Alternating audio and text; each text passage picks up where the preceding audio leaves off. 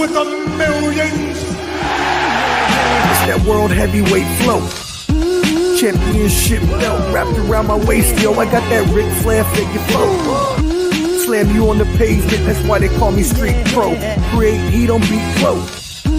Like Jordan after the second time he three-peated, folks. Get ready, set, let's go.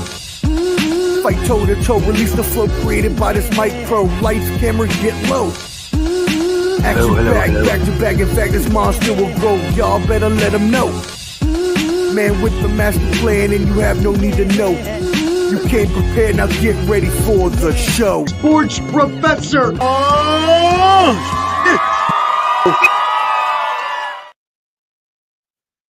Yo, what up, friends? How are we doing today on this lovely Monday? Thank you for tuning in. You know who it is.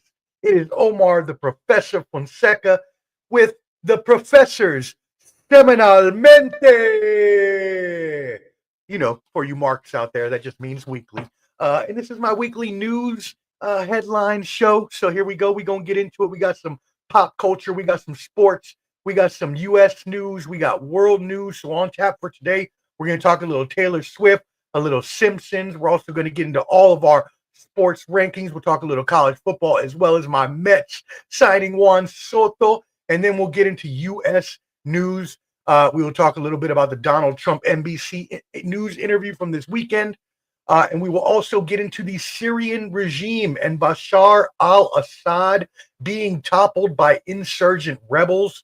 So we will get to that world news as well. And then finally, to end off this episode, we will have friend of the show, political strategist Amul Madan will be in with us to talk about all of the big news topics that I'm going to mention within the start of this show. So as always, thank you for joining me. Make sure you're subscribed at Ball and Buds, BALLANDBUDS, where you can see this show every week and all of our other live shows, including the Bottom Line Sports tomorrow night at 8 Eastern. There's also that QR code right up there in the right-hand corner. If you just snap it, it'll take you to all our links so that you're able to subscribe to YouTube and follow our Instagram and all that good stuff. Brandon, brother, thank you for tuning in. Much appreciated. As always, we appreciate everybody there on our different channels. We are on Facebook, YouTube, Twitch, X, IG. Shout out to all the Let's Talk Sports channels as well. Bob, thank you for tuning in. He was right on time with it. And yeah, we're going to get into some college football as well today. So we'll talk some of the playoffs, and I'll bring this comment back up and we'll talk about it in a little bit. Cool.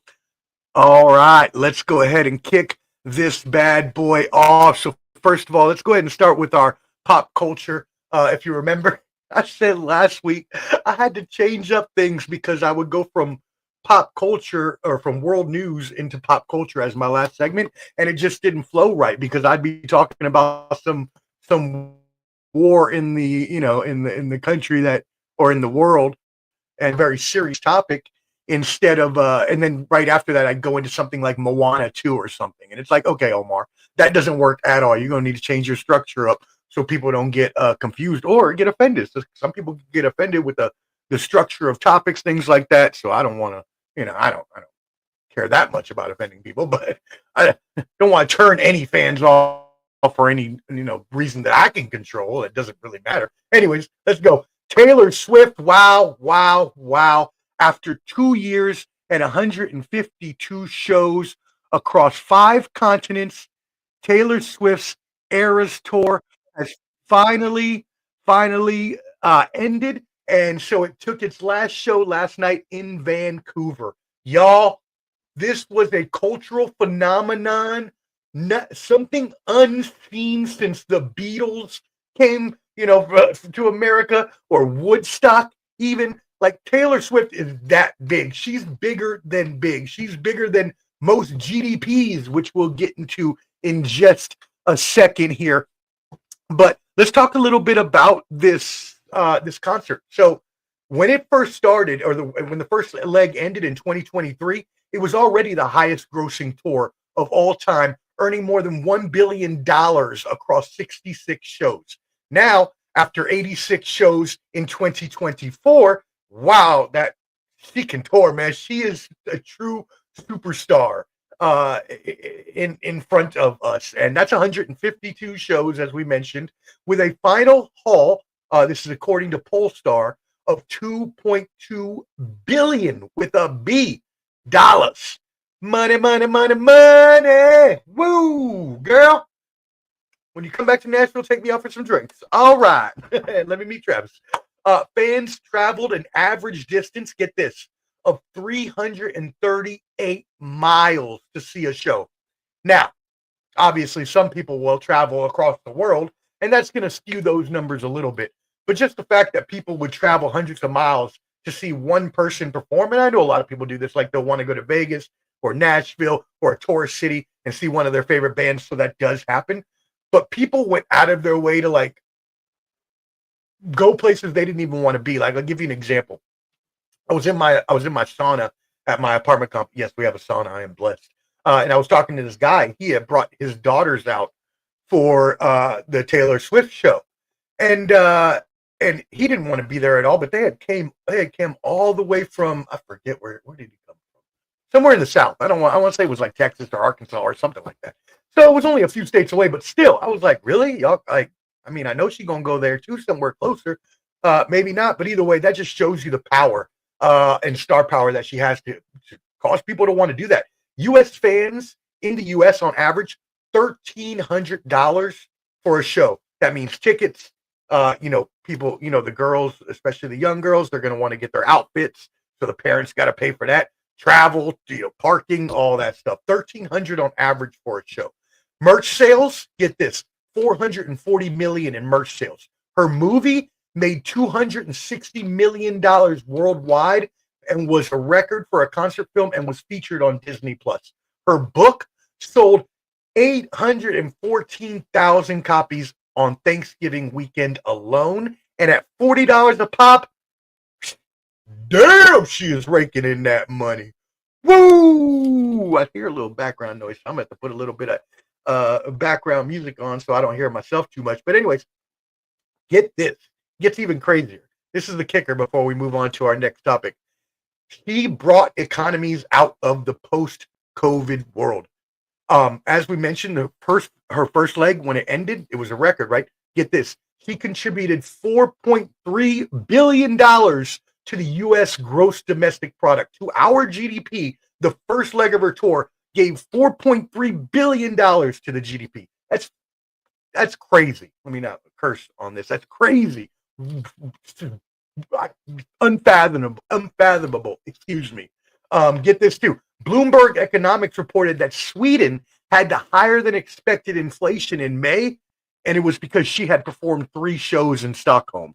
Like, what are we talking about? This is crazy. So, hey, shout out to her. Keep doing your thing. Obviously, she is, just something we ain't never seen before, and she deserves it. She's a hard worker. You may not like her music, but in terms of being a songwriter and an artist and a musician, she's amazing. So yeah, hey, props, Tay. Like I said, let me know when you get back to Nashville. We'll go get a drink together. I want to meet Travis, say what's up. So let's move it on. Simpsons tonight. Monday Night Football will feature an animated version of Monday Night Football as Simpsons characters. Yes, you will remember they did this last year when they had the London game between the Jaguars and the Falcons, and they did the Toy Story version, which, by the way, if you want to see my top 3 characters from last year's game, I did a short on it, just a minute. You can go check it out on the YouTube. I'll be doing another one tomorrow night on the Bottom Line Sports. Well, I'll give you my top 3 Simpsons characters. That being said, Marge and Lisa will interview players. Homer and Bart will be your coaches, and Maggie will fly the sky cam. Let's go, Maggie. Love me some Maggie. She be doing the most with her non-verbal self. She can't talk. She's a baby, obviously. Anyways, let's keep it moving. Disney is selling tickets starting tomorrow for their first Asia-based cruise ship. And if you are a Marvel fan, you are going to love this. It is a voyage from Singapore. It is a Marvel-themed cruise ship. So if that interests you, they go on sale tomorrow. So make sure you look that up. Disney Marvel-themed cruise ship in Asia. Ruby slippers that were worn by Judy Garland in The Wizard of Oz, and they were previously stolen from a museum in 2005. They were expected to sell at auction for $3 million. They sold for $28 million. A pair of ruby slippers that we all remember. Also, I got to update you all from last week. We talked a little Moana 2 and how well that did in the box office. Another blowout weekend. They are now at $600 million globally for Moana 2. Wow. And then finally, finish off our pop culture here.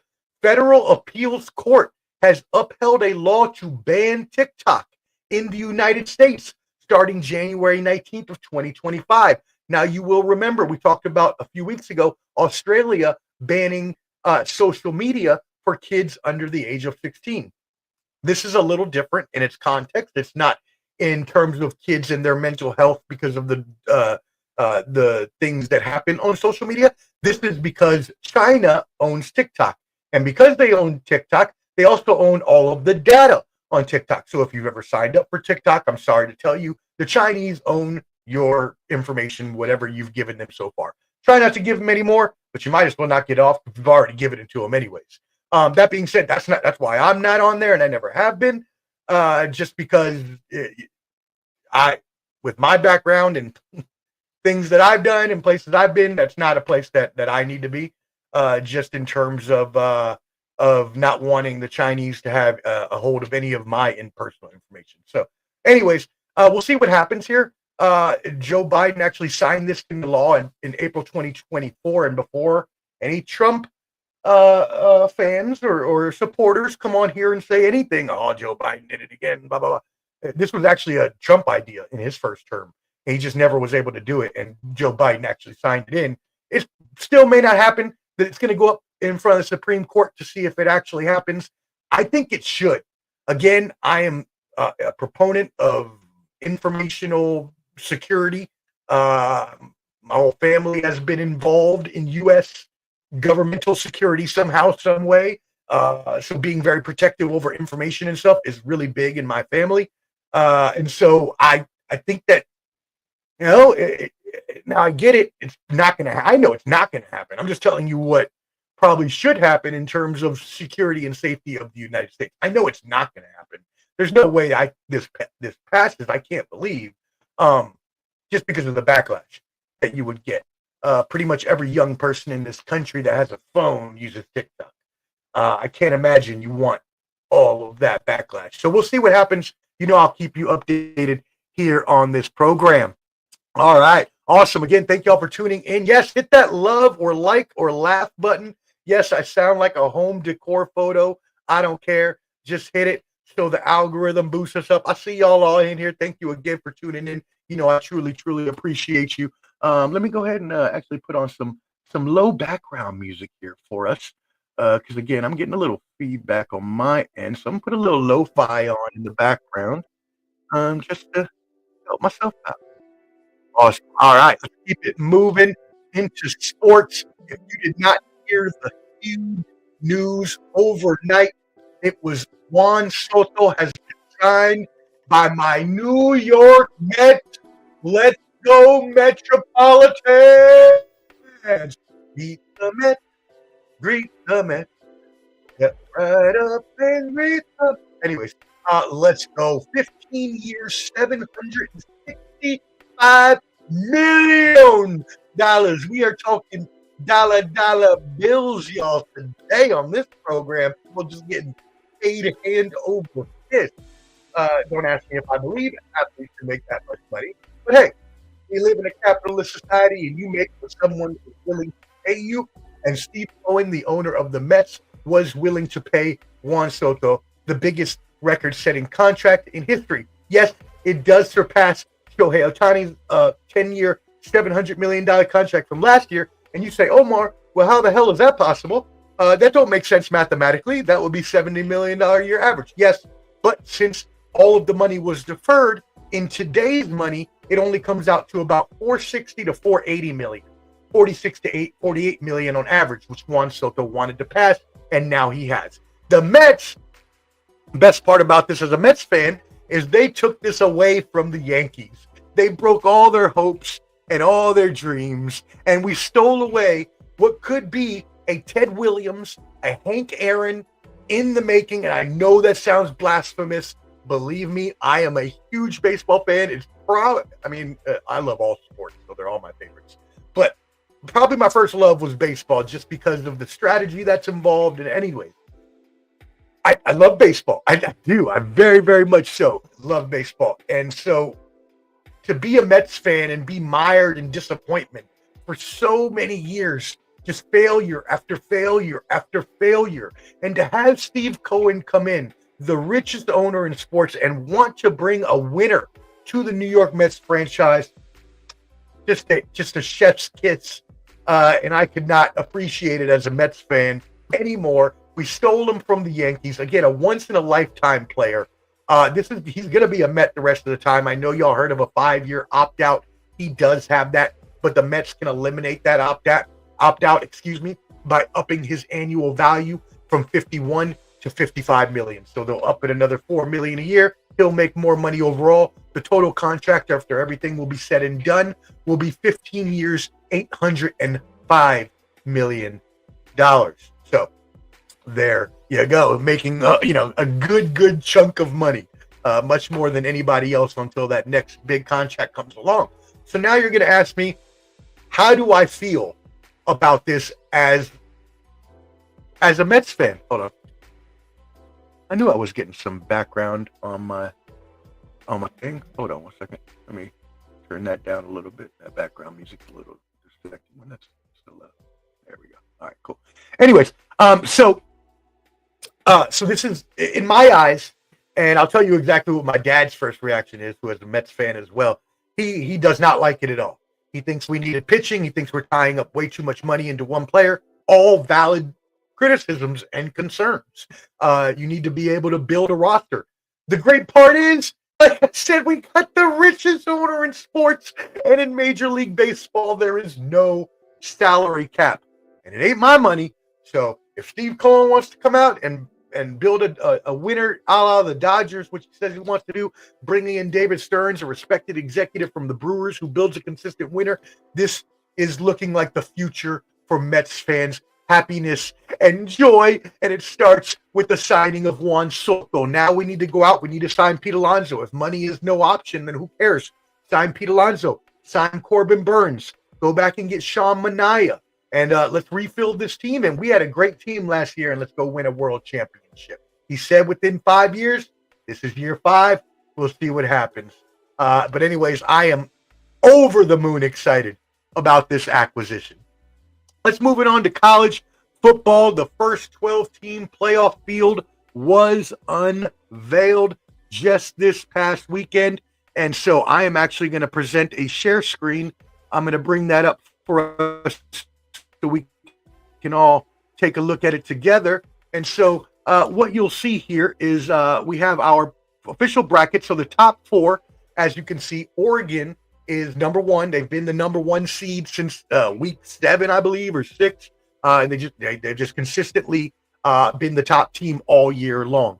Number 2, Georgia, Canteens, Georgia. Shout out my crew at the Bottom Line Sports. You can check us out live tomorrow, 8 p.m. Eastern. If you're subscribed to Ball and Buds, you'll see us there. If not, make sure you're subscribed to Ball and Buds, BALLAND BUDS. You love the shameless plugs. I'm so good at this. Number 3. Boy, we had to figure Georgia was going to, as long as they won out after that loss to Alabama, we knew they were going to be in the top 4. The surprise here, Boise State at number 3. Now, a lot of people are upset with this, especially the ACC fans. They believe that their winner of the conference title, Clemson, should have been the team that got the 3rd spot or the 4th spot and gotten the bye. Valid criticism, especially considering that ACC and the Big 12 are still considered power conferences. Now, I put that in air quotes because if you watch the Bottom Line Sports, you'll know my take on this from last week's show, where I said that they are no longer power conferences. The ACC and the Big 12 are now just little stepbrother and stepsister, and they eventually will be engulfed by the bigger conferences. We are going to eventually end up with 2 super conferences of probably 64 teams each, Let's start with 32, obviously, but I could see it getting really crazy. And it's just going to be the Big Ten and the SEC. They'll change their names. It'll probably be the Big and the SEC or something, but whatever, right? And it's going to happen, and it needs to happen because this discrepancy is going to happen every year because you have the group of 5 teams, which Boise State, other independents, other considered lower conferences are going to have their arguments. And then you're going to have the ACC and Big 12. Oh, we want our... So this is going to happen on a yearly basis. Why do I think this is genius by the College Football Playoff Committee? Because they get it out of the way the first year. If they wouldn't have given Boise State this number 3 spot, we would have gone on year after year like we did before the playoffs when we were like, oh, the group of 5 teams never get respected. They never get put in the final, and they didn't. They never got. They had to go undefeated, basically, like Boise State did a couple of times just to be able to get there. Well, now I think they thought about this. The College Football Playoff Committee, and if they didn't, they need to have me on there because I'd have thought about this. Now that you put them in number 3, you automatically knock this controversy out forever. Never again can a group of 5 teams say that they don't get the respect because in the first year, Boise State got a bye. Genius maneuver. You'll hear more about that tomorrow night. As for Arizona State whooped up on Iowa State, and Clemson has barely struggled along this year. And honestly, I wish it would have been SMU that beat them. But we'll get more of that in a second when we tell you who got in at that last spot. But anyways, Arizona State deserves to be there. Let's move to the outside bracket. So what happened here in this new playoff system? The playoffs. Who's talking about playoffs? Can't tell me about no playoff.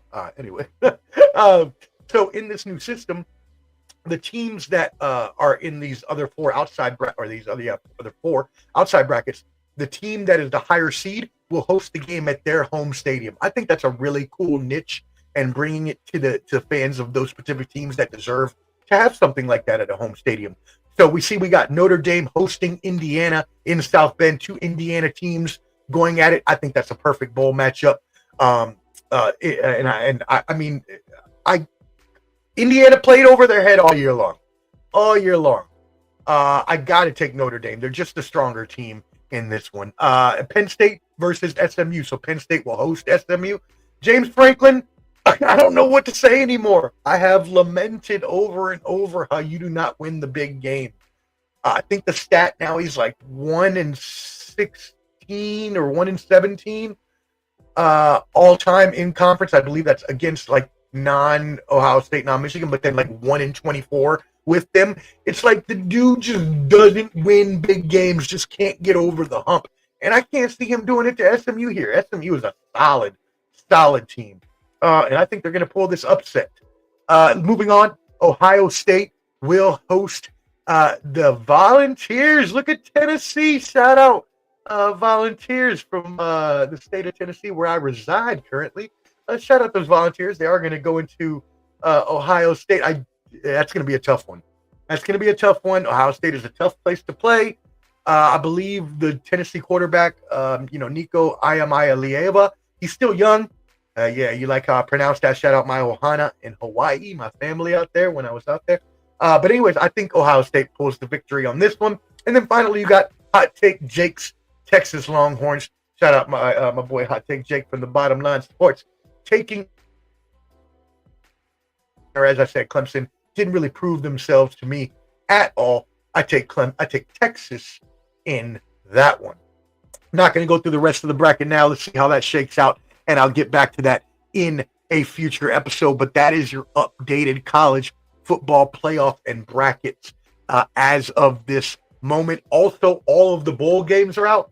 I'm not going to go through all of that because there's like 40 bowl games. If you want to go look, just look it up because that would take forever. But they are already out as well. So if your alma mater had 6 wins throughout the season, hey, go check out where you'll be playing. Maybe you want to make a trip. Like I know Iowa and Missouri are playing in the Music City Bowl. I always check out who's playing in Nashville just in case I want to see the game. Not a game I'm going to want to see. I won't be there anyways because I'll be going to the Gaylord in DC for New Year's Eve. Shout out Clubber D, the Combat G. We will be there signing autographs and may even do a podcast from the Gaylord. So if you want to go meet up with us at Big Night DC, you're getting free promotion. Big Night out DC. You should help us out. But anyways, we will be there. Moving on. Before we do, make sure you're subscribed. Ball and Buds, BALLANDBUDS. And please hit that like button if you're watching right now. It helps us out in the algorithm and gets us out to more viewers. So, Bob, you did say this earlier, and I do want to address this before we do move on. He said because the college football playoffs refuse strength of schedule or strength of record, which is what those acronyms are, then the SEC must leave. Why should the SEC put up with that? The SEC championship playoff, tons of NIL money, and the bonus is no committee. Okay, while in theory, I think this is great, right? Because the SEC, as I talked about earlier, when they're going to form these two super conferences, they will essentially be on their own. But let's be completely honest, Bob. While the SEC could create their own college football playoffs out of their conference, as we know with all the tough teams that are in there, it wouldn't be as great, first of all, because you're going to have a lot of the lower teams in the conference, including my Vanderbilt, where I just taught at. They would be getting into those playoffs where you really want to see the better games. And I think that this playoff bracket, the way it shook out, was perfect. Now, Bob is getting into exactly what I want to say before we move on, though, is that Alabama was the seed pushed out. And that's what he's getting at. Alabama came in at number 13, even though they were 3-1 against top 25 opponents. This is, obviously, the ACC got two teams in with SMU and with Clemson, which I can see upsetting SEC fans. But again, I think this is something where the committee was smart to get ahead of it. Why do I say that? Why get three SEC teams in? You're already letting two in. You could massage. Oh, what a great word for a Puerto Rican on a live TV show. Shout out my boy Conan. I hope you're doing well, my brother. Blessings, and I hope you get better soon.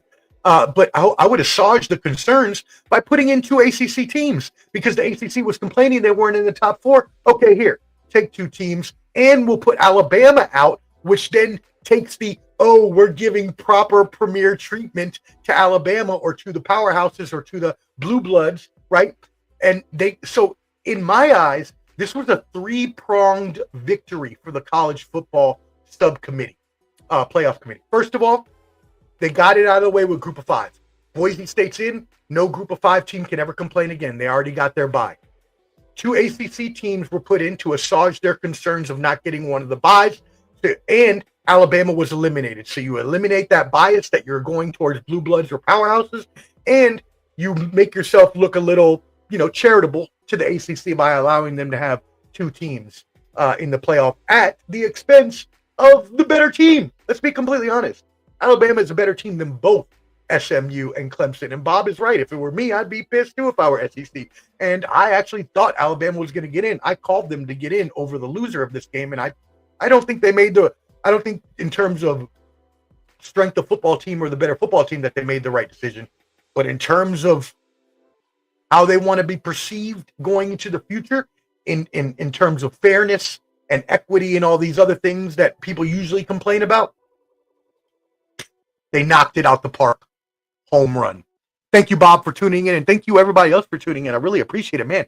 We've got so many of y'all out there watching right now. This is definitely probably the most I've ever had on my 7th episode. We just keep it moving up in numbers, so I appreciate if you share this with your people out there. So let's go ahead and move on before we bring in our special guest here around 7:45. I'm almost done through the news, but I want to get into U.S. news and world news. Wow. Y'all, there are two stories out right now which have captivated the United States. The first one is the manhunt for the suspect in the shooting of United Healthcare CEO Brian Thompson. I mean, if you ever heard about this, you're living under a rock, or you don't watch the news, which is okay. The news is all bad stuff anyway, so I don't really suggest that most people watch it anyways. I try to limit my consumption, but this definitely has been a crazy story. So what happened? A few days ago, Brian Thompson walking to a conference, a healthcare conference. He's the CEO of United Healthcare, one of the biggest healthcare organizations in the United States. All of a sudden, it's kind of like the dark early morning hours, right? It's still not light outside. Hooded dude runs up, silencer, boom, shoots him in the back, takes off. My favorite part, took off on an electric bike or electric scooter. Tremendous. Love it. I will get on this fool for a reason. He's clearly not a criminal. You can tell.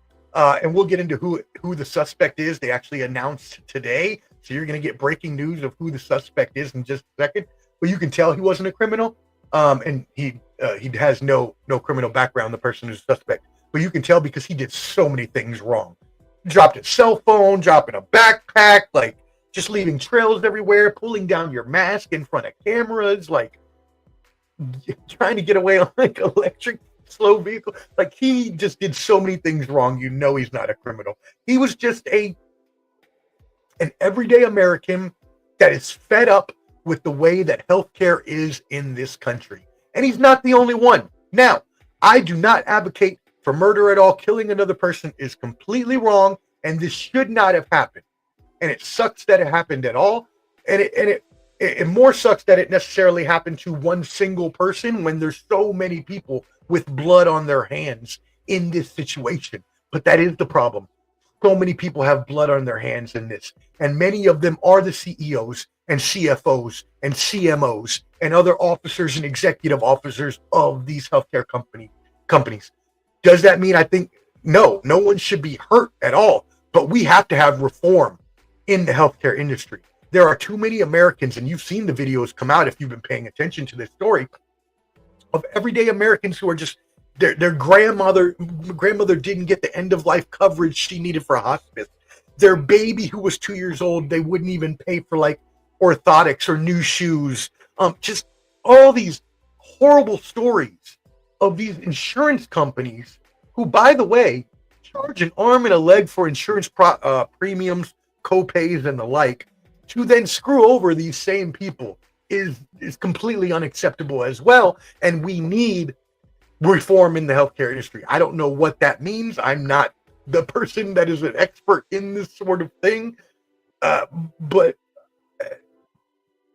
there's a lot of pros and cons for free healthcare.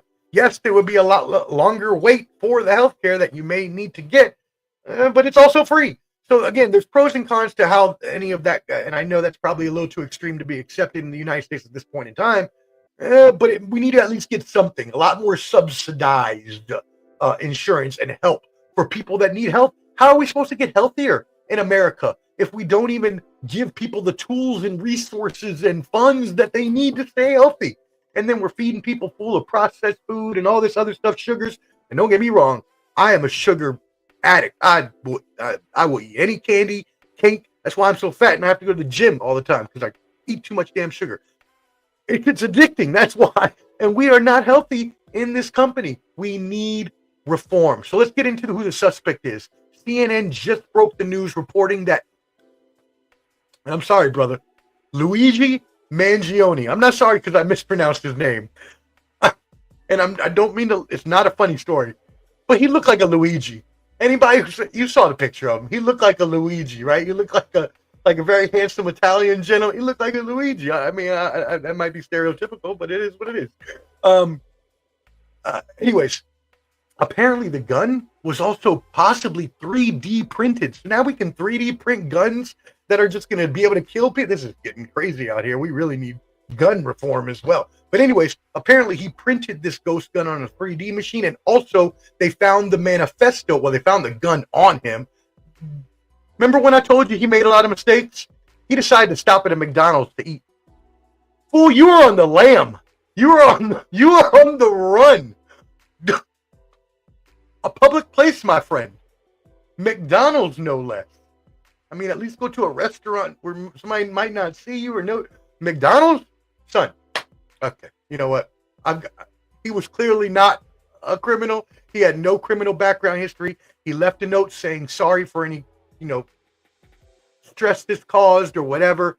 But it's shocking. And Americans have had their say. A lot of Americans, they're not advocating, but they're saying, well, you let my grandma die, you let my kid die, you let this happen. Why should I feel bad for you, sort of thing? And again, I don't agree with that. I don't think that's right. We should not be amplifying violent rhetoric within this country. But a lot of these people in the healthcare industry, and especially executives, have blood on their hands. And there's no way anyone could argue that whatsoever. So whether we need to make sure the Affordable Care Act is continued on, and that, Trump can't repeal that, because that's a big thing for all Americans, or, healthcare policy changes, just any certain things that we can do to try to make it easier and more affordable to get healthcare.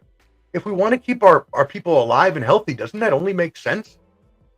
Anyways, wow, what a crazy story. Another crazy story.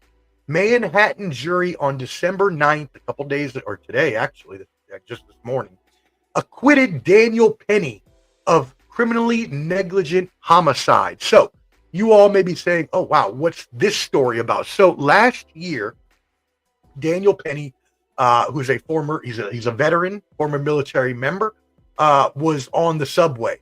Jordan Neely, a mentally ill homeless man, ran onto the subway and started threatening people, saying that he was going to start killing people or that someone was going to die. So there was a huge case about this, because what happened was when he did that, Daniel Penny put him in a chokehold and did not release the chokehold, unfortunately, until the man was already dead, pretty much. Now, when they came to the scene, he had a pulse, but he wasn't breathing when the police got there. What happened on Friday, the judge decided to dismiss the top charge of manslaughter in the second degree when the jury couldn't reach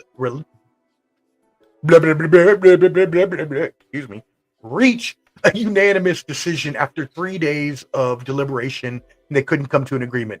So the judge dismissed the manslaughter charge, but there was still a criminally negligent civil charge.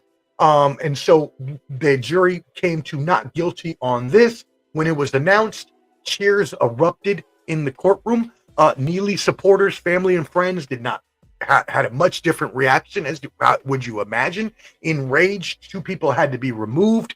This is a hard one, right? Yes, obviously, if someone is coming on to threaten people and they look like they may do, that threat needs to be subdued. Right? That threat needs to be taken away. And Daniel Penny did this, and he could have saved possibly many, many lives. Shout out to him for that.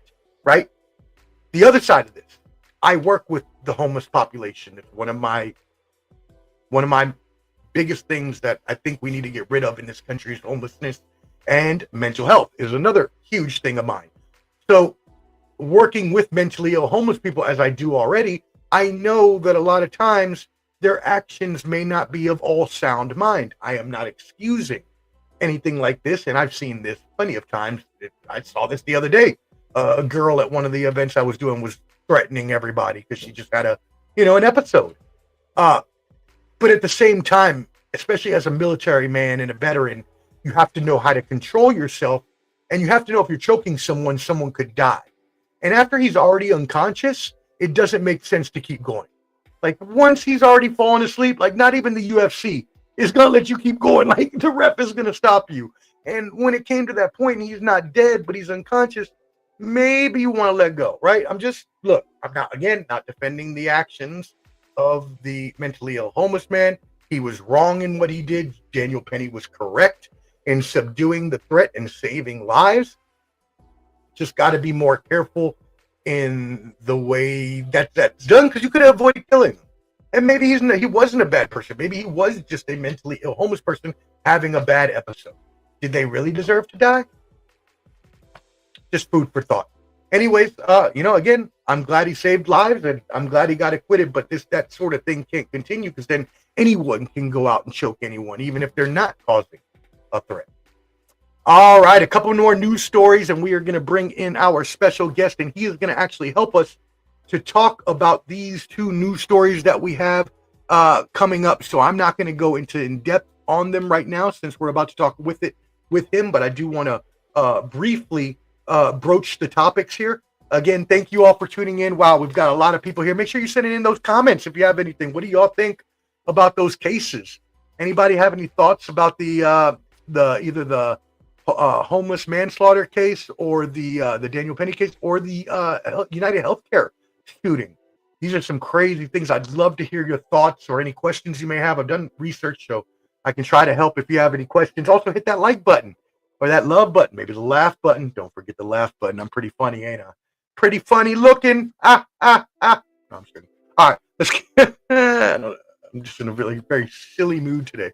All right, let's keep it moving. We don't need to be silly about this. Everything's very serious now. All right, moving on to some more news in the United States. Donald Trump had an NBC interview, which again we will talk about here in a second with our guest political strategist Amul Madan.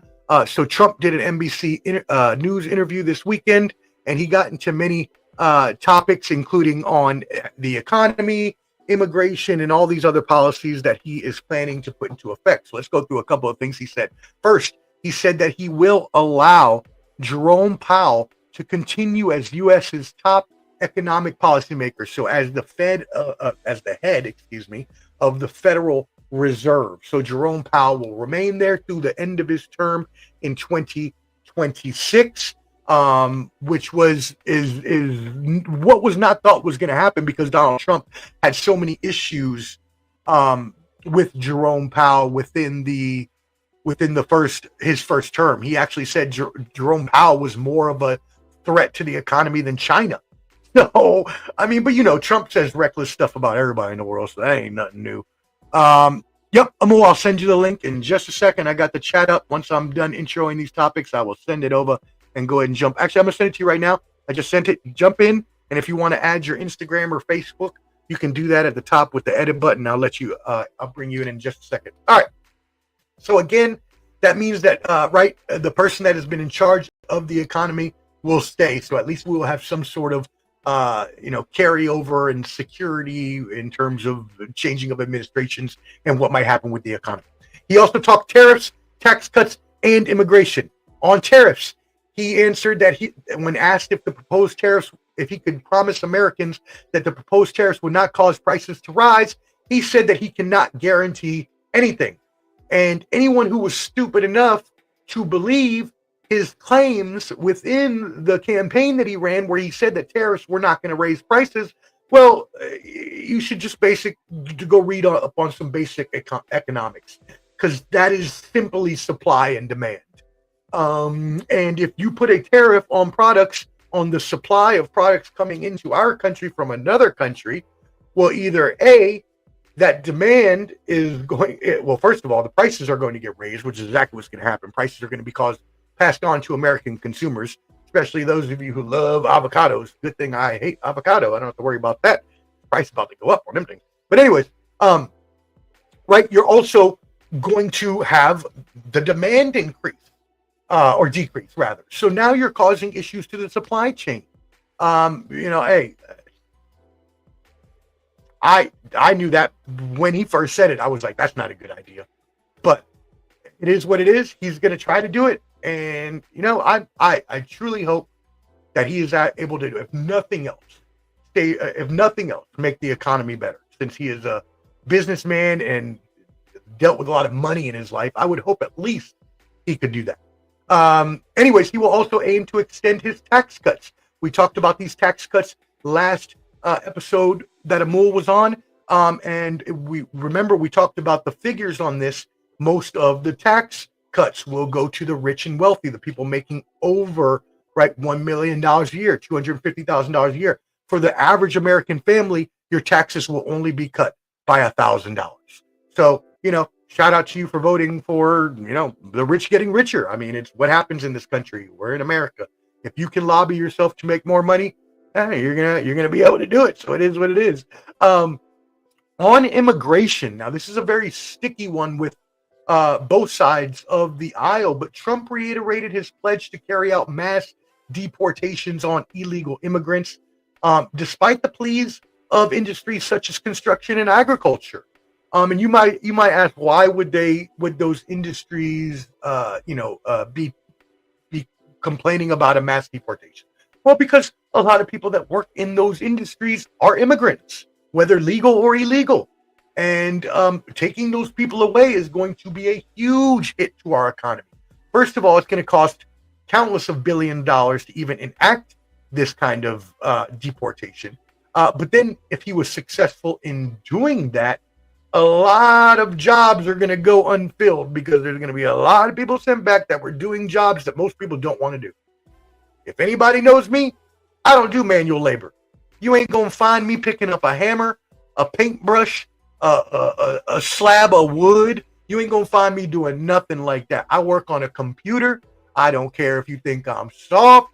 I'm not. And if you want to come put them dukes, let me stop before I get a little crazy on it. No, for real though. I don't do manual labor. I have no desire to do that much work and get paid that little. Now, some jobs, obviously, harder jobs, more dangerous jobs, more specialized jobs, they get paid more so they can, they can attract talent that may want to do those jobs. But a lot of those jobs are jobs that most people don't want to do.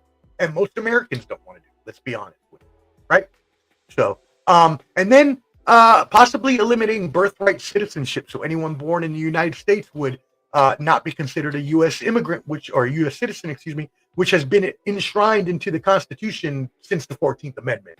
I can't see that happening. There's going to be a lot of legal challenges to that. I don't know that the Supreme Court would let that happen. We will ask Amul when we bring him on in just a second, which we will do right now after I introduce this final topic, world news, biggest news in the world right now. If you did not hear, last night, today, Syrian opposition rebel forces have captured the city of Damascus, and they have toppled and took over the regime of Bashar al-Assad. This is huge, y'all. Huge.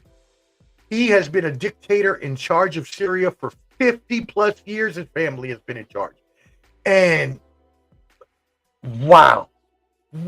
Imagine this is like Kim Jong-un or Putin in Russia being overthrown, right? That's what this type of move is. This is seismic, earthquake kind of news. So what happened?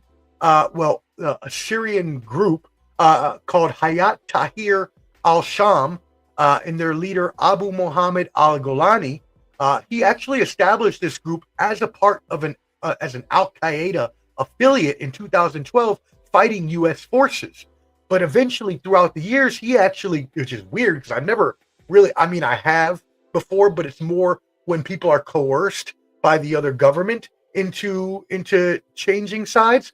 But this guy somehow became an activist from a terrorist and started supporting religious freedoms and pluralism and equality and these other things. Now we'll see if he actually is about that or if it was all just talk. But the fact that he has they have been able to take over the country is just diabolical work. And it started a week ago, and now they're going to try to build Syria up into a more accepting community, is what they say. Again, I don't know how serious he is about that, but if he can do that, they seem to be very happy in Syria today, a lot of the people. So we'll see what happens with that, but stunning news. It is estimated the Syrian Action Network, which is a human rights network in Syria, estimates that at a minimum, Assad has been responsible for the deaths of over 200,000 Syrians. That's some Saddam Hussein level type nihilistic murder. So wow, crazy. So y'all, yeah, that's a bit of craziness going on in the world. If you were not aware of any of those U.S. or world news subjects, then I am happy to have helped you out there to keep you informed. And hopefully you enjoyed, the episode today. If you have any comments, please throw them in the chat. I'm happy to answer any questions. Again, I'm happy to, talk about anything that anyone wants to talk about in terms of what we talked about today. So while we're waiting on our guest, Amul Madan, to jump in, I'm going to go ahead and I was going to do the rankings, the sports rankings after he joined us, but he's not here yet, and that's okay. I sent him the link just a couple minutes ago, so that'd be my fault. So let's go ahead and jump into it's okay. We can get the rankings knocked out right now. Sports rankings real quick before we get our guest here. Men's college basketball. Kansas is still your number one at 7-2. Auburn. No, I'm sorry. I apologize. This is last week. Tennessee is your new number one. Kansas lost this week and Auburn lost this week. Tennessee The Volunteers have moved into the number 1 spot. They are undefeated at 9-0. They are then followed there by Auburn, Kansas. In number 4, you got Kentucky, and then you also have Marquette at number 5. All right, moving into the women's college basketball rankings. My UCLA Lady Bruins, after their historic victory over South Carolina, still at number 1, 9-0. UConn at number 2, 8-0. South Carolina, aforementioned, at number 3 at 9-1. The Texas Lady Longhorns come in at 8-1 at number 4, and the LSU Lady Tigers come in at number 5 at 11-0. Now, as you know, as I did last week, and I will do again, as a UCLA fan, I hate USC. F USC. So they're at number 6, and I'm going to skip right over them and go to my alma mater. Shout out my alumni, the Maryland Lady Terrapins, undefeated on the season, 10-0, and coming in ranked number 7. All right, NBA power rankings for the week. Cleveland Cavaliers still sitting up top at number 1, above of my Boston Celtics. They have a 21-4 record to the Cleveland Cavaliers. Boston Celtics at number 2, 19-5. Number 3, the Oklahoma City Thunder, led by SGA, at 18-5 record. Number 4, Dallas Mavericks. They played the Celtics in the finals last year. At number 5, they're 16-8. And then at number 5, check this out, y'all, the Memphis Grizzlies. What? Yes, my boy Marcus Smart. We miss you, Marcus. We miss you in Boston. He is leading this team. Ja Morant, the rookie Zach Edey, just a grit and grind team like the Grizzlies always do. But their offense is really good this year, and they come in at number 5 at 17-8. All right, moving into our NHL playoff rankings power rankings for the week. Minnesota Wild now back on top of the rankings with a 17-4 record.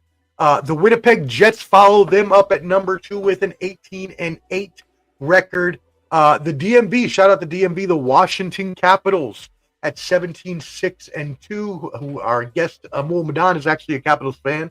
They're at number 3 in the rankings. Number 4, the Vegas Golden Knights at 17-7-3. And then rounding out the top 5 is the Toronto Maple Leafs with a 16-7-2 record. All right, let's move into our NFL rankings. I sent it on Instagram there, buddy. I told you that. you must have gone to the fridge at that short moment. I sent it on Instagram, so pop in whenever. Go ahead. I see you just popped in. Go ahead and add your channels if you want. If you edit at the top, you can add your Instagram or Facebook if you want. If not, then hold on 1 second, and I will bring you in after these football rankings. All right, let's get into the football rankings, power rankings for the week. You know, Detroit Lions still on top, 12-1. The Philadelphia Eagles at 11-2 are in the number 2 spot. The Kansas City Chiefs at number 3 at 12-1. Number 4, the Minnesota Vikings at 11-2. And then rounding out the top 5, shout out my brother Clutch Cleveland. His Steelers are at 10-3. And by the way, go Clutch. I need you tonight, brother. I need Joe Burrow and Jamar Chase to have a horrible game tonight in order to win my fantasy in one league, in my guillotine league, which I'm in one of the last 3 teams left.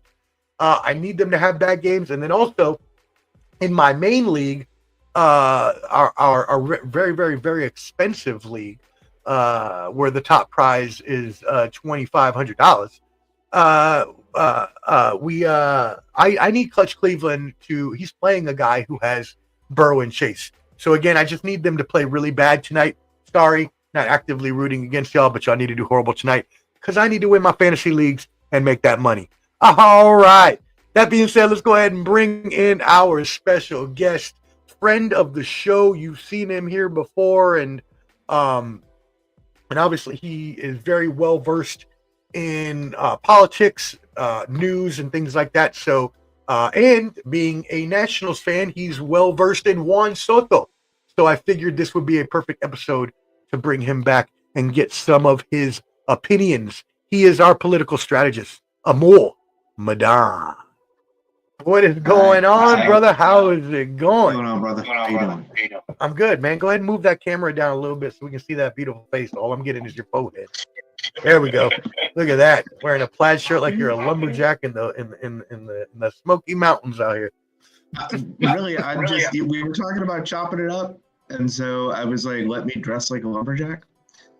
I mean, I'm not mad at that. I'm not mad at that at all. We had a good time chopping it up this past weekend. I didn't introduce you as I said I was going to, the worst mini golf player ever, but that's okay. I'll just throw in a little shot there on the end. All right. One bad game, everyone. One. And this is what happens. Let me go ahead and explain what one bad game means, y'all. We went out and played some mini golf this weekend to meet up.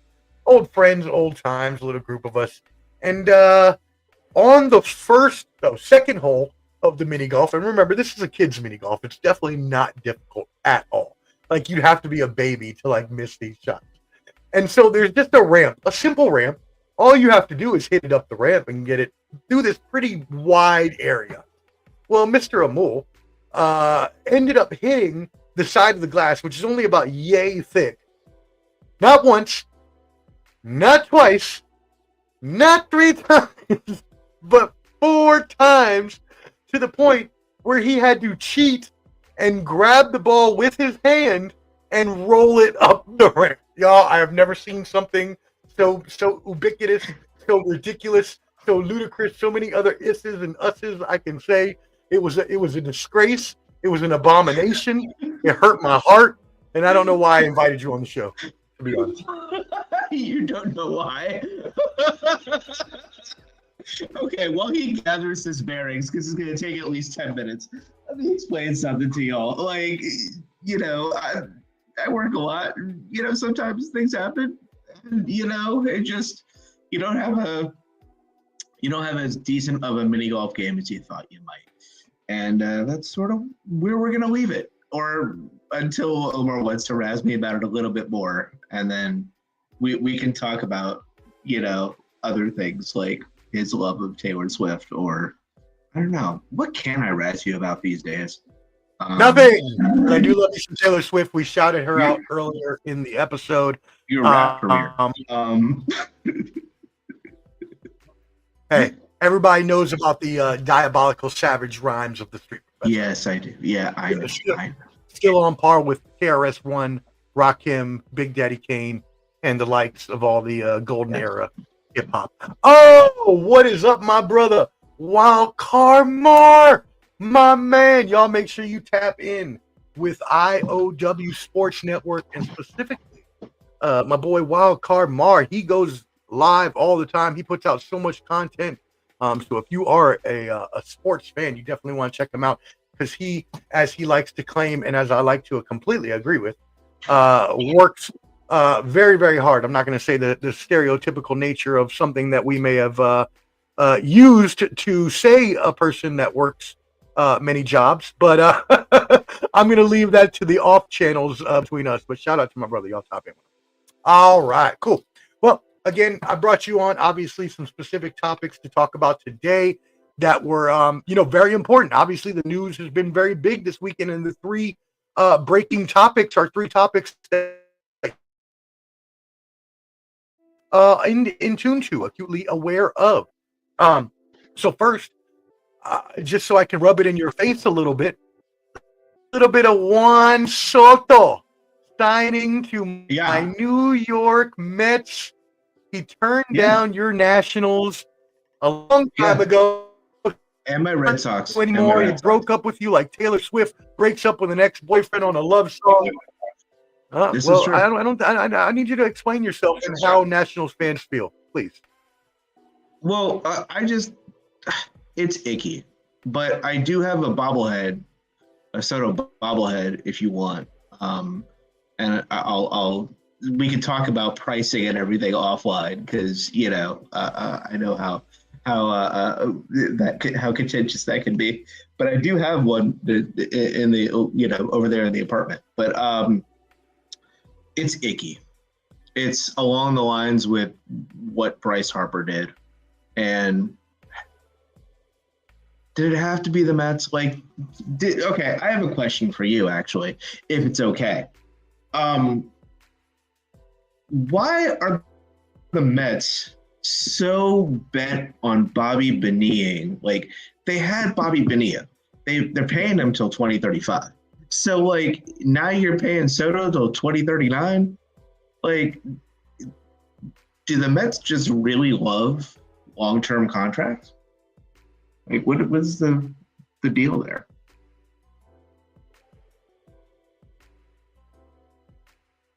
I think we're frozen, ladies and gentlemen. I think we're frozen.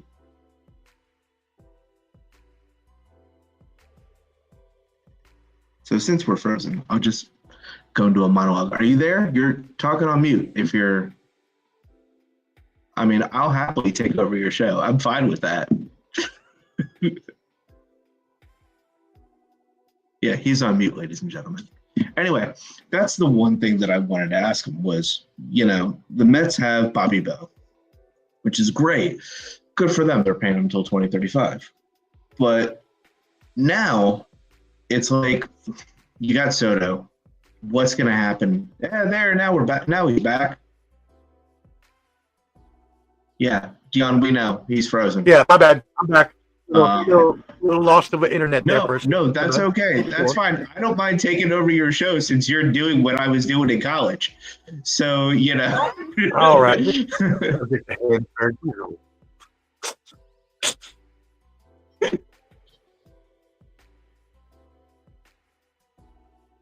Did you hear any of what I said at all, or was it frozen the whole time?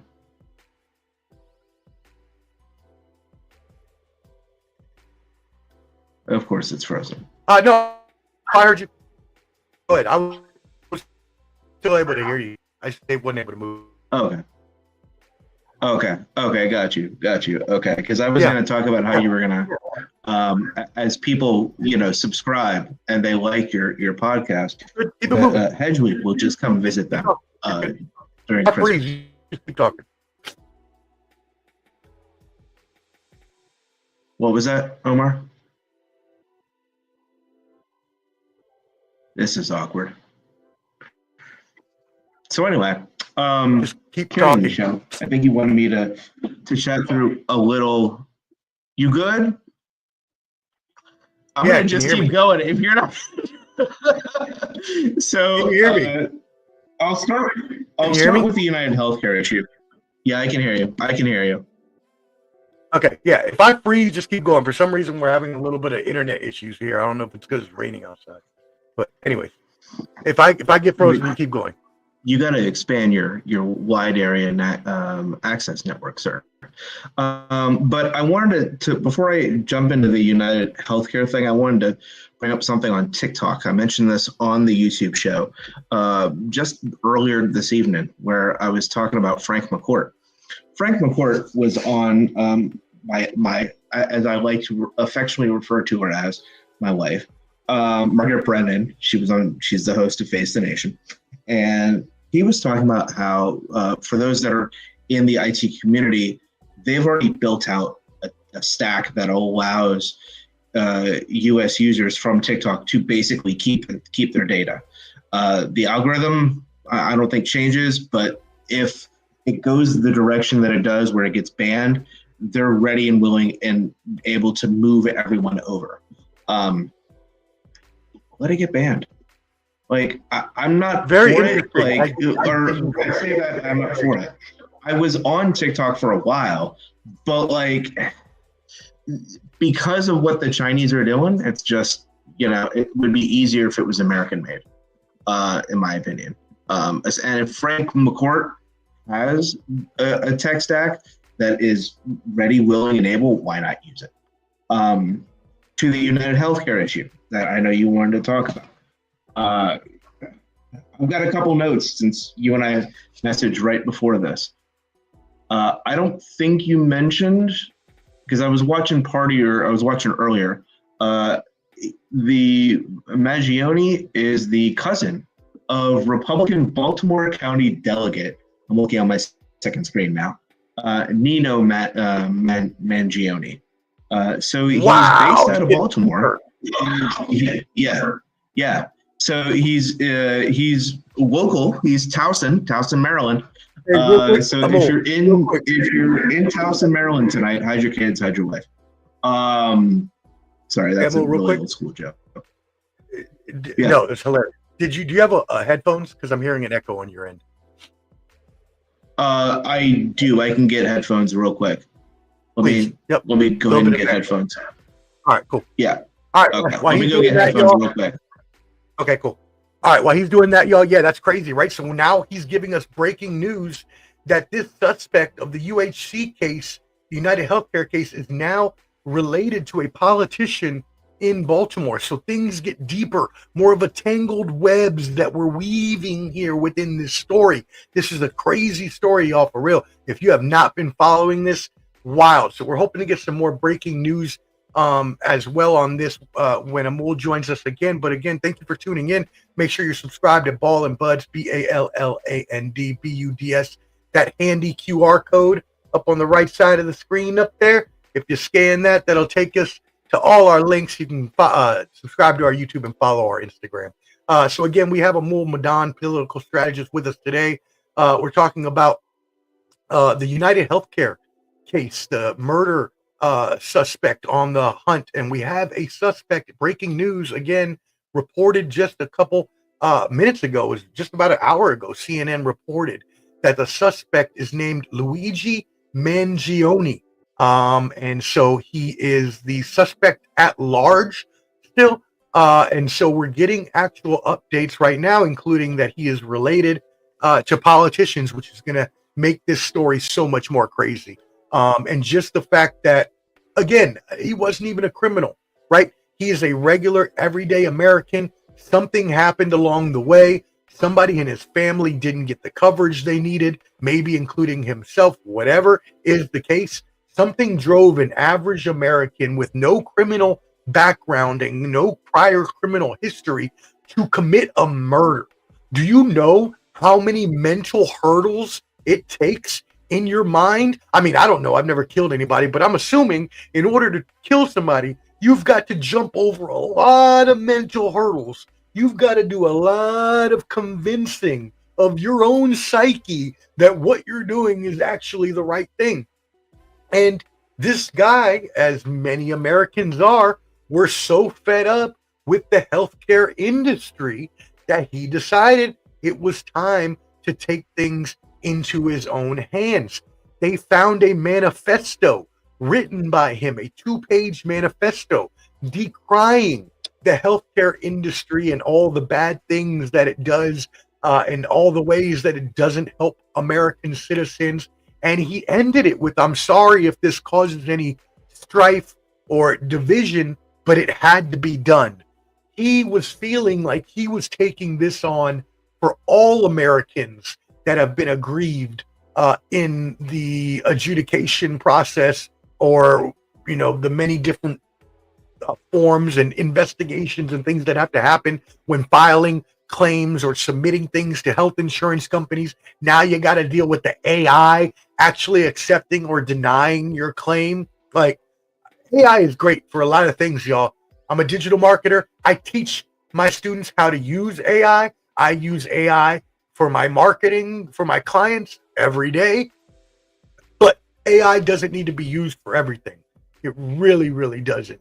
And sometimes you need that human touch. And just like in marketing or digital marketing, where you can have the AI create copy for you or create content for you, you still got to have a human eye to look over it, to edit it. You still have to, we'll bring him back on when he gets back in. I'll bring him back in. You still have to be able to give it that human touch. And now with the healthcare industry as it is, if you're having AI accepting and denying applications and not actually giving people a person to think about, okay, well, maybe during this circumstance, the baby is 2 years old, they're growing very fast, they need footwear or orthotics. I just remember this story because the lady, she did a TikTok and she was like, my kid was 2 and they wouldn't pay for his shoes, and because that he was growing too fast was their excuse. And I'm like, wow, that's crazy. Now, obviously, she is telling this story, so I have to believe her for what she's saying. But she's not the only one with that story, and there's plenty of those. Another person was saying how they couldn't get end-of-life care or hospice care for their mother, who was an elderly woman and needed that care. Like, that's crazy. We should not be depriving our people or denigrating our community, our people. We are together in this as a nation. We are a family, and we need to help each other out. When it comes to the health of the country at large, healthcare is a very, very big problem. So that's about all that really needs to be said about that. Is there needs to be reform. Now, again, no advocating for murder on any point for anyone. So again, here's Amul back. We're going to bring him back on to continue our conversation. Appreciate that, brother. Yeah, there's an echo if you don't wear headphones. It's not you, it's anybody that doesn't wear headphones. So I appreciate that because I could hear myself on your end. But anyways, can you hear me now? Can you hear me now? Are we good? Still an echo or no? Okay, good. Okay. Nope, but please continue on where you were. So I was just saying that, and I found it funny. Like, I watched. I'm doing what Omar did earlier. Let me back up. Find my words. Sunday mornings, I like to, just relax and unwind, and was watching the news. And then today, I'm a huge fan of the beat by Ari Melber, mostly because he mixes in rap lyrics into the news whenever he wants to. And he had several people on talking about how Mangione was related to Nino Mangione. They didn't get into any of the particulars. They didn't want to do that because they pivoted hard to Syria, which I'd love to touch on with you here in a few minutes. But I just found it to be very interesting as things come out. I do want to also say this. I echo your sentiments. There are a lot of issues with healthcare in this country. You do not need to gun down a CEO.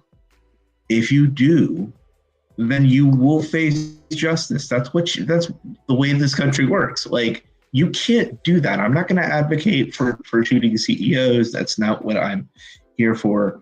We're in an age where I'm not going to give you the whole spiel, but we're in an age where a lot of people are being disrespected, and in some cases, it's warranted.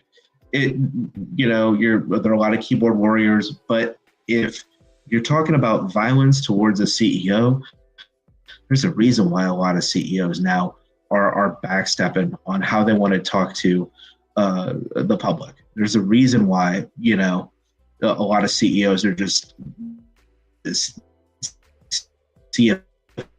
CMOs, like you were talking about earlier, just want to rethink things because what happened was tragic. Unfortunately, we live in a time where something like that can happen. And, it's really sad that he passed away. But I want to say this too. It would have been better for him to go up to the CEO, start a conversation, tap him on the shoulder, stand next to him and say, hey, how you doing? Let me shake your hand. Let's talk about things amicably as opposed to resorting to violence. A lot of good things can be had, can be found, can be gained when you solve them amicably nowadays.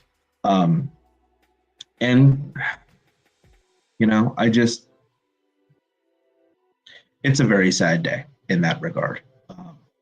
And so what else? I would love to. What kind of healthcare? I didn't mean to interrupt you. I thought you were done. I apologize. What kind of healthcare reforms? No, it's fine. I was beginning to go on. No, you're good. What kind of healthcare reforms can we look at in this country? What are the options here?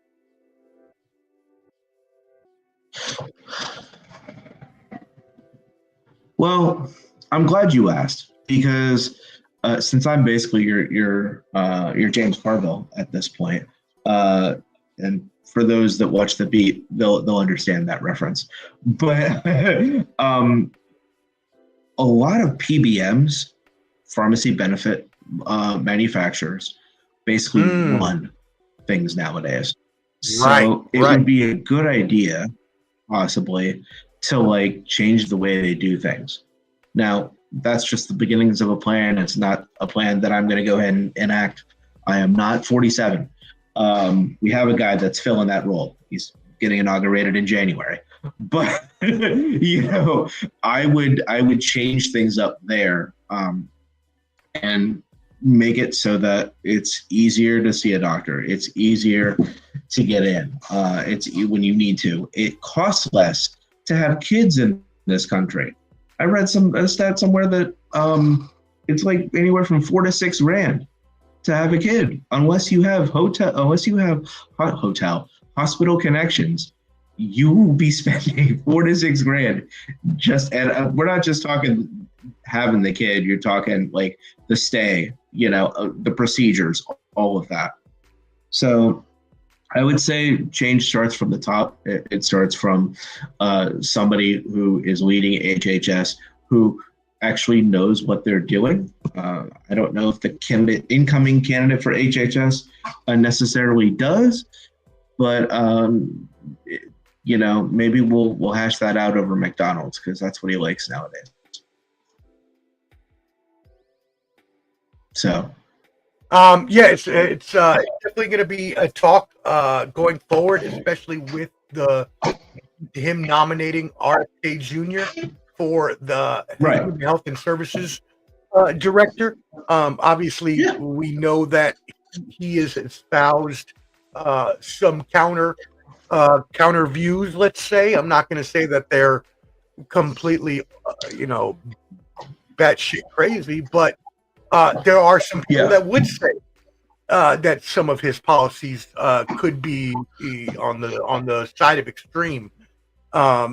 We could get all into that, and then we will next in 2025 once he's coming up to be inaugurated. I'm going to bring you back on so we can talk about his cabinet in depth. But I'd be happy to. Yeah, for now we'll just say that RFK Jr. is a controversial choice, but the fact remains that the healthcare industry in this country needs overhaul, needs reformation, and if it takes someone a little off the wall to do it, well then so be it. And that's kind of where I'm at now with the whole Donald Trump presidency in general. Is I'm really hoping for the best. I'm hoping that he can make sure that the economy continues on an upward trajectory, that we're able to bring down the unemployment rate a little further, bring up the GDP, bring inflation down a little bit, maybe at least put some guardrails in place on immigration. I don't agree with mass deportation, that I definitely do not agree with, but at least some sort of guardrails. Now, I don't agree with that either. Yeah, I don't agree with that either. Yeah. And so I'm not exactly at this point hopeful, because I know that Donald Trump's first term, he did talk a lot of, and boost up a lot of things that he never actually got done. So again, we just have to hold out hope that maybe this time around, he's able to make substantive change, or at least he cares enough to, because he knows he's not going to have another chance after these 4 years. What are your sentiments on that? He's right about Jerome Powell, though. Right, but he's right about Jerome Powell. Okay, so go ahead and talk about that. About Jerome Powell. Like I say, okay, so the whole JP thing, don't get me wrong, I love Jerome Powell. I think he's great. But here's the thing that a lot of people don't understand. When JP talks, the markets move. So if you have a portfolio, if you're fortunate enough to have a 401k, or you are invested in stocks, even crypto, when he comes out and he's about to drop a mixtape, as my friends I like to say, just hold on to your butts, basically. Thank you, Samuel L. But basically, whatever he says moves the market up and down, and that affects everything else. Savings rates go down. When he's talking about bringing things down to 2%, and inflation rate down to 2%, or what he thinks is appropriate, savings rates come down with that. CD rates come down with that. I think also home loan rates come down with that as well, but I think that might be slower. I'd have to look into that and get back to you on that. But yeah, it's when he talks, like my friends and I say, like he drops a mixtape. Like it's a lot like when Scalia and Ruth Bader Ginsburg were alive, and either one would write a dissenting opinion. It was a must read material. Jerome Powell's, you know that he's doing well for the country. I understand where he's coming from. That's where I sort of hope that 47 is sort of, saying it in jest that he's a menace to society. But I mean, he at least drinks his juice. So, we're good to go there. But I hope for the best when it comes to Trump and his presidency. Menace to Society has been this man's whole life, not even career. Like, if Menace to Society weren't based in the hood, it would have been a documentary on Donald Trump. And that in no way comes from That's true. That's true. It in no way comes from any place of disregard or disrespect or anything. It's just the way he does business. He doesn't care about anybody but himself, and that's why a lot of people voted for him this time around, because he is a strong man that is going to try to get his way all the time. A lot of people like that. Yeah, and we have to hope for the best, because that's where we are right now. Obviously, I hope. What do you So what do you say then to those people who clearly do not? And obviously, your boy JP understands the Fed. And it's good we'll have some kind of stability. Yeah. But obviously, tariffs were going to raise prices on the average American for goods coming from those countries. Yeah, they should do that. Right? Can you explain a little more on that? Sure. When tariffs are applied, we can take cars, we can take avocados. You mentioned avocados. And I love avocados. I know you don't. But the prices have already gone up. And that too, the stock that we get at grocery stores is, I mean, I went over the weekend and they were all like, it was just a bad bunch of avocados. Every single bunch was awful. They were all old. So it's already affecting us. And that's what a lot of people don't get, is that when tariffs are passed or tariffs are suggested, that oftentimes it isn't right when the tariff is implemented. It's beforehand, a couple months beforehand, and then you just start seeing things. My local grocery store, they still don't have brown eggs. I know why they don't have brown eggs, because of the salmonella and all this other issues that they were having out in California, I think. But they bumped up the price of eggs a couple dollars. So it's already starting. And we just have to, I hope we don't get to a point where we have to pick and choose what we have to buy at the grocery store. I hope we can get what we can get in a reasonable price, but we'll see how things shake out. Most Americans are just struggling to buy anything, right? So it's like the price of things, during the past few years, we know inflation went up, and that was, since COVID. Right. So it wasn't just one presidential administration; it was over the course of two.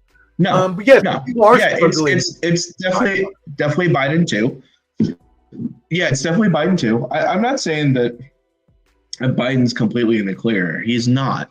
But it's just one of those things where when you announce tariffs, and a lot of people don't know what tariffs are, and we get news nowadays in small little bites. We were talking about TikTok earlier. You're not going to read an article that's again on my second screen, or something you send or something I send you. Not many people are going to take the time to actually do that. So I think we got to wish the best for what's happening.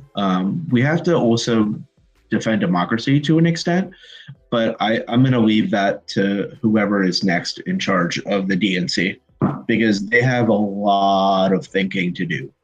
I think there is a better chance that GTA 6 comes out before the Democrats figure out a really good path forward. I'll say that. I'll say that. I mean, and I apologize. I apologize, but that is a meme, as most of y'all know. But you're completely right. And the thing is that that looking, it's just hard to really judge a situation based on only really knowing a few different viewpoints of people's inner lives. Like, right, we all have a certain number of friends which we're really close enough to that we probably know the inner workings of their job and how much money they make and if they're doing okay and things like that. And again, for the majority of people at this point in time, a lot of people have been struggling since COVID. And again, COVID did a number on the whole economy across the world, and it also did a number on even stuff like immigration and other topics that we need to touch on. And the one that we are going to touch on now before we get out of here, we're going to touch on two more topics. But immigration, I bring this up because Trump wants to do a mass deportation of illegal immigrants, but obviously this is going to face a barrage of legal challenges. What do you say to this? Yes. The legal challenges are going to be sound. You need 3/4 of, I looked this up beforehand, you need 3/4 of states' approval to overturn the 14th Amendment. I don't think you're going to have 3/4 approval. So before it even gets to the Supreme Court, you need 3/4 states' approval. You need 2/3 of Congress, both the House and the Senate.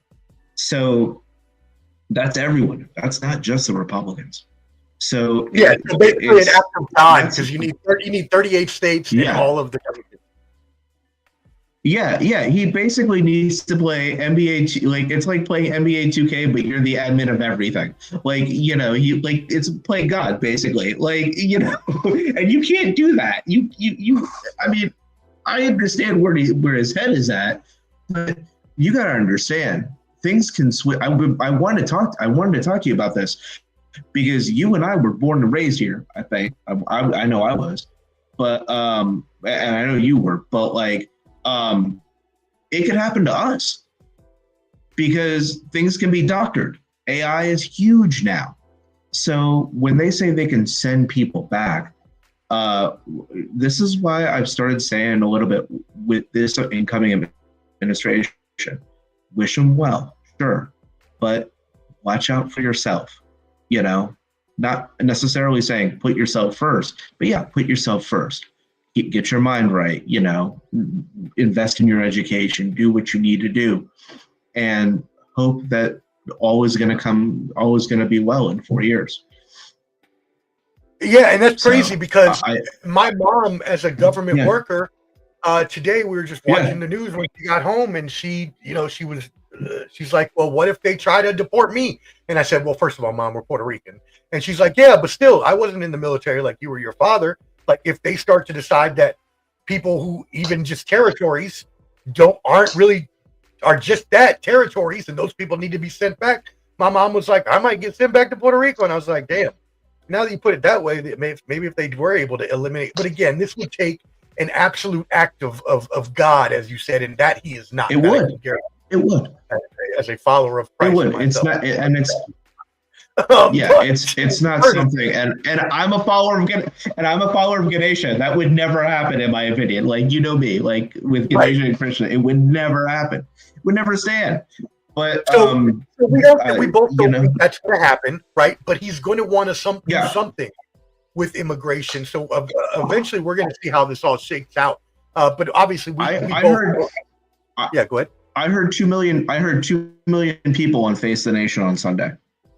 They had someone on, and at least 2 million people, most of whom, I think the guy who said it was talking about day workers, those that are working on farms or working seasonally. And I apologize if that offends anyone the way that I brought it up. It's just something they mentioned they described, the guy who's talking described it as that. So those would be the 2 million people who they're looking at deporting. So Yeah, the jobs that it's no a normal lot. Americans are going to want to do. No normal Yeah, American want to go out and work in the field picking corn or shucking corn or whatever they do, mowing fields, being a maid at a hotel. How many Americans want to be a maid at a hotel? Not very many, I can tell you that right now. Okay, and that includes me. I don't want to do any of these things. I'm not saying this about any certain race or anything. I'm saying this about Americans in general, because we're lazy as an American people, and we most of us we don't want to do jobs that are going to be that difficult, that labor intensive. Just is what it is. Yeah, of course not. Yeah, of course not. And we'll see how things play out. We have to wish for the best and sort of. It looks like I'm frozen. Can you still hear me? I can still hear you. If you can still hear me, then okay, good. Yeah, it makes me happy though. Because now I can say that other people are frozen, not just myself. So, technical difficulties for everybody. That being said, we are about to get out of here anyways, because the football game is already on. And I know want to talk about followers, like to watch football, so we'll get out of here for that. But before we do, the one last topic we had to talk about, Syrian. You want to talk about Assad? Yep, I want to talk about Assad. So Bashar al-Assad was the city of Damascus was captured by Syrian rebel forces, specifically the Hayat Tahrir al-Sham. Assad fled. Yes, exactly. HTS. Assad fled. There are two differing reports right now. I cannot get even through my internal channels, my internal governmental channels that I still have. I cannot get solid word on what exactly has happened. Some people are saying that he has gotten to Moscow and has received political asylum from Putin, but other people, including the rebels, are claiming that they shot his plane down, and tracking from plane tracker or flight tracker showed that the plane he was in actually went down. Now they could have just purposely gone below the radar to try to. That's breaking news.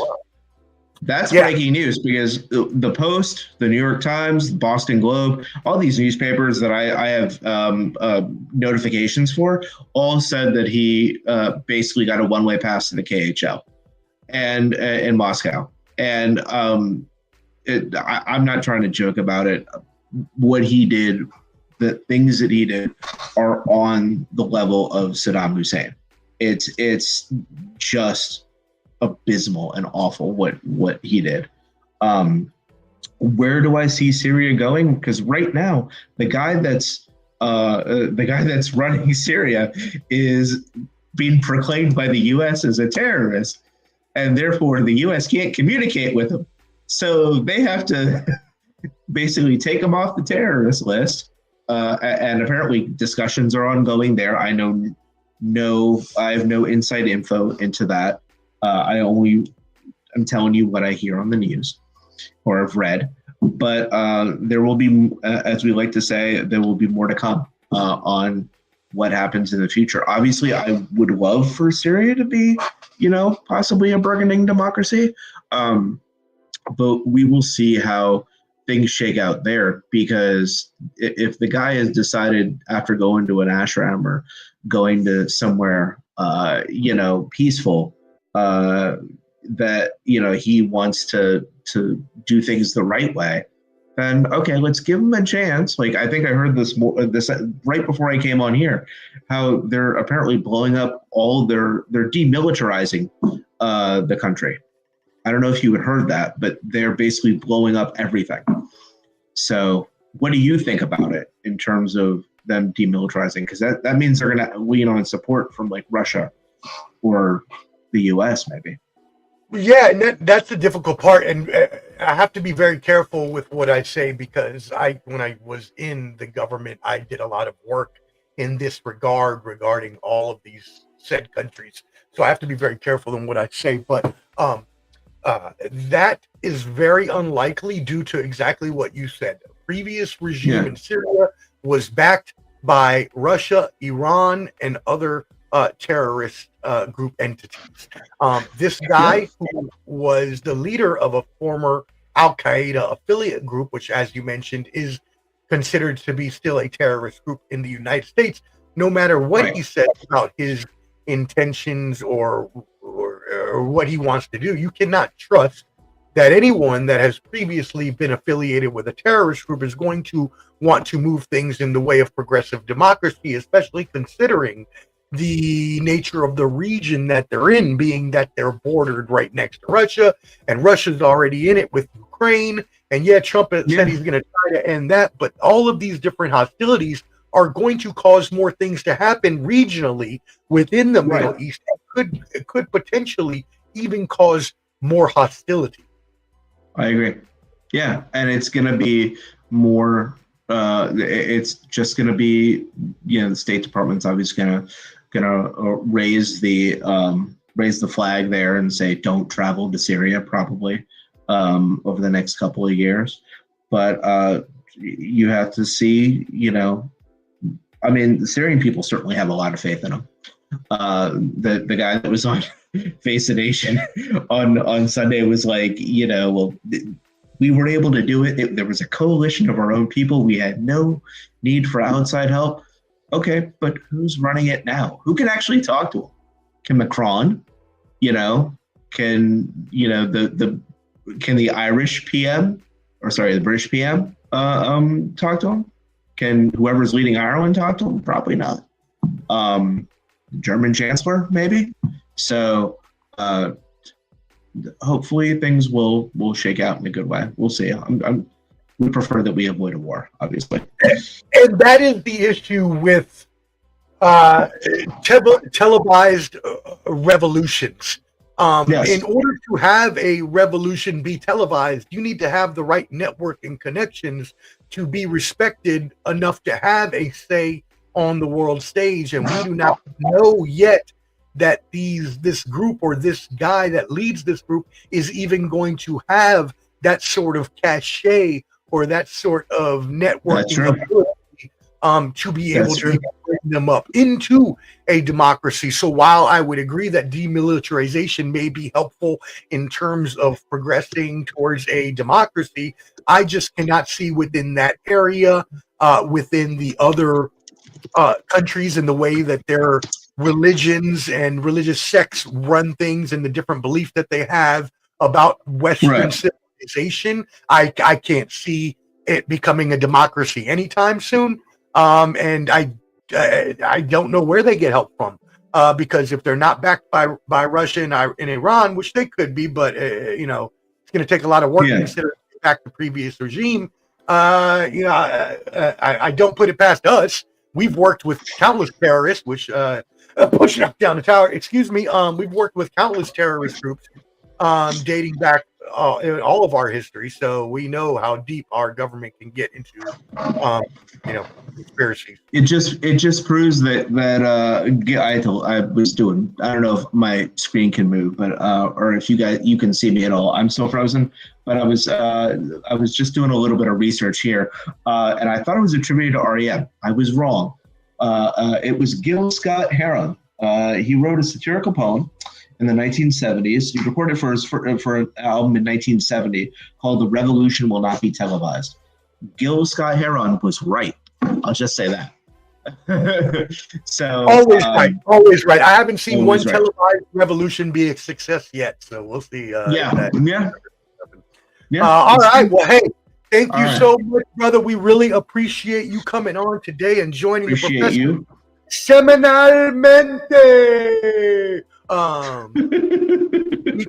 Sorry, I have to laugh when you do that. I got a new soundboard with sounds. See, I can even do a little pause.